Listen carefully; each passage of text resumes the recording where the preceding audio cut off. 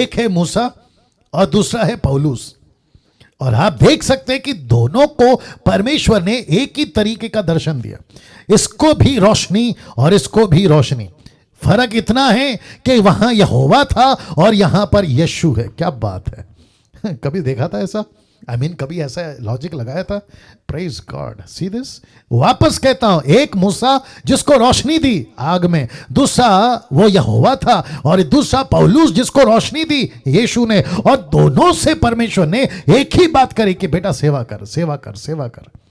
बहुत ध्यान से सुनिएगा, मैं वापस रखने जा रहा हूं। एक विश्वासी ने परमेश्वर का भय मानना पूरी जिंदगी पर बहुत जरूरी है। क्यों? क्योंकि इन दोनों ने हमको आगे बताया कि भय क्या चीज होती है। मूसा और पौलुस ने कहा इब्रानियों की किताब में, देखो मैं पढ़ने जा रहा हूं, the book of Hebrew chapter 12 verse 18 लिखा है, तुम तो उस पहाड़ के पास। मूसा बोल रहा है पौलुस की भाषा, माफ करें, पौलुस बोल रहा है मूसा की भाषा में। बहुत ध्यान से सुनिएगा, मैं रिपीट करता हूं, पौलुस बोल रहा है मूसा की भाषा में। तब तुम तो उस पहाड़ के पास जो छुआ जा सकता था, आग से प्रज्वलित था, काली घटा, अंधेरा और आंधी के पास। वचन 19, तुरी की ध्वनि बोलने वाले के ऐसे शब्द के पास नहीं आए, जिसके सुनने वालों ने विनती की कि अब हमसे और बातें ना की जाए। वचन 20, क्योंकि वे उस आज्ञा को ना सह सके, यदि कोई पशु भी पहाड़ को छुए तो पत्थरवाह किया जाए। कौन बोल रहा है? पौलुस। किसकी भाषा है? मूसा की। मूसा को किसने बताया? परमेश्वर ने। तो वो इंटरप्रेट कर रहा है इब्रानियों किताब में। फिर आगे कहता है वचन 21 में, वह दर्शन ऐसा डरावना था, मैं रिपीट कर रहा हूं, वह दर्शन ऐसा डरावना था कि मूसा ने कहा, मैं बहुत डरता और कांपता हूं। माय गॉड, आज क्या हो रहा है? लिखा है मैं डरता और कांपता हूं। वचन 22, पर तुम, पौलुस अभी बात कर रहा है मेरी और आपकी, वो कहता है पर तुम सिय्योन के पहाड़ के पास, जीवते परमेश्वर के नगर, स्वर्गीय यरूशलेम के पास, लाखों स्वर्गदूतों, उन पहलोटों की साधारण सभा, कलीसिया जिनके नाम स्वर्ग पर लिखे हैं, सबके न्याय परमेश्वर के पास, सिद्ध किए हुए धर्मियों के आत्माओं। और वचन 24 कहते हैं, नई वाचा के मध्यस्थ यीशु और छिड़कावे के उस लहू के पास आए हो। मैं रिपीट करता हूं, आए हो। और कहता है जो हाबिल के लहू से उत्तम बातें करता है, तो लिखा 25 में, सावधान, लिखा है सावधान रहो, उस कहने वाले से मुंह ना फेरो, क्योंकि वे लोग जब पृथ्वी पर के चेतावनी देने वाले से मुंह मोड़कर ना बच सके, तो हम स्वर्ग पर से चेतावनी करने वाले से मुंह मोड़कर क्यों कर बच सकेंगे। वचन 26, उस समय तो उसके शब्द ने पृथ्वी को हिला दिया, पर उसने यह प्रतिज्ञा की है कि अब एक बार फिर केवल पृथ्वी को नहीं वरन आकाश को भी हिला दूंगा। और फिर वचन 27 नहीं पढ़ रहा हूं, 28 पढ़ रहा हूं, लिखा है, इस कारण हम उस राज्य को पाकर जो हिलने का नहीं, उस अनुग्रह को अनुग्रह के हाथ से जाने ना दे, जिसके द्वारा हम भक्ति और भय सहित परमेश्वर की ऐसी आराधना कर सकते हैं जिससे वो प्रसन्न होता है। वचन 29 कहता है, क्योंकि परमेश्वर भस्म करने वाली आग है। आहा हा हा हा हा हा। दोस्तों, कैसा लग रहा है?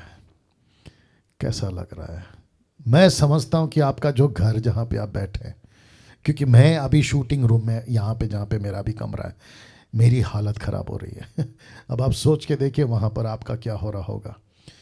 Amazing, amazing. बस फ़र्क इतना है कि मेरे आँखों को मैं रोक रहा हूँ, फ़र्क इतना है कि मेरी आँखों को मैं रोक रहा हूँ।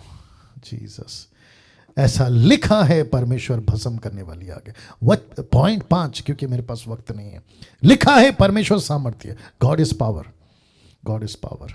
कहां लिखा है? यिर्मयाह की किताब उसका 10 का पारा कहता है, द बुक ऑफ यिर्मयाह चैप्टर 10 वर्स 12 लिखा है, उसी ने पृथ्वी को अपनी सामर्थ्य से बनाया, उसने जगत को अपनी बुद्धि में स्थिर किया, आकाश को अपनी प्रवीणता से तान दिया।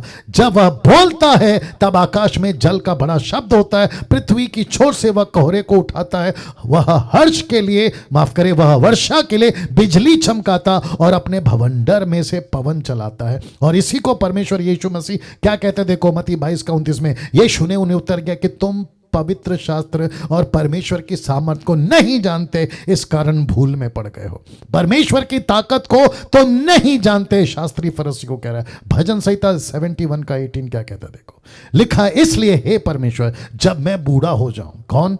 लेखक कहता है, और मैं अभी डैनियल राज कह रहा हूं, और जितने आप लोग जो बाइबल टीचर पास्टर है, आपको भी कहना है। क्या कहना है? इसलिए हे परमेश्वर जब मैं बूढ़ा हो जाऊं। निर्जला जी आप भी सुनिएगा, लिखा है हे परमेश्वर जब मैं बूढ़ा हो जाऊं। तो आप जब बुढ़ी हो जाएं, और जितने लोग जो सुन रहे हैं बुढ़ा बुढ़ी हो जाए, मेरे बाल पक जाए, मतलब मेरे बाल सफेद हो जाए, तब भी तू मुझे ना छोड़, तब भी तू मुझे ना छोड़। क्यों? जब तक मैं आने वाली पीढ़ी के लोगों को तेरा बाहुबल और सब उत्पन्न होने वालों को तेरा पराक्रम ना सुना दूं। ओ हो। Can you believe this? मेरी मजबूरी है कि आज मेरा टाइम जा रहा है, बहुत मेरी मजबूरी है, नहीं तो मैं इसको मंगलवार तक नहीं रख सकता। बहुत लंबा गैप हो जाएगा, बहुत लंबा गैप हो जाएगा। बहुत ध्यान से सुनिए, जितने भी मसीह मंथन के पेज चलाते हैं लैंग्वेज के हिसाब से, आप सबको डीटी स्टार्ट करनी है आफ्टर 3 मंथ्स। तो मैं रिक्वेस्ट करता हूँ, ये वचन आपको अभी मजबूत करेगा। क्या लिखा है देखिए, लिखता है कि मैं जब बूढ़ा हो जाऊँ, मेरे बाल पक जाए, तब भी तू मुझे ना छोड़ना। क्यों? क्योंकि आने वाली पीढ़ी के बच्चों को, आने वाले पीढ़ी के लोगों को मैं तेरा बाहुबल बता सकूं, तेरी ताकत बता सकूं, तो कितना महान है ये बता सकूं। मैं जितने लोग अभी जुड़े हैं ना, हिंदी, तेलुगु, तमिल, मराठी, गुजराती, नेपाली, जो यूट्यूब पे देख रहे हैं, सर आपको भी तैयार होना है। अगर आप डीटी में नहीं हो तो भी मैं कह रहा हूं, आपको परमेश्वर के बाहुबल को बताना है। बाहुबल, उसकी ताकत को बताना है, उसके पराक्रम को बताना है। क्योंकि बहुत सारे मूर्खों ने पत्थर और लकड़ी और प्लास्टिक, सोना चांदी को ईश्वर बना दिया है, लेकिन ये परमेश्वर पता नहीं कहां चला गया उनके लिए।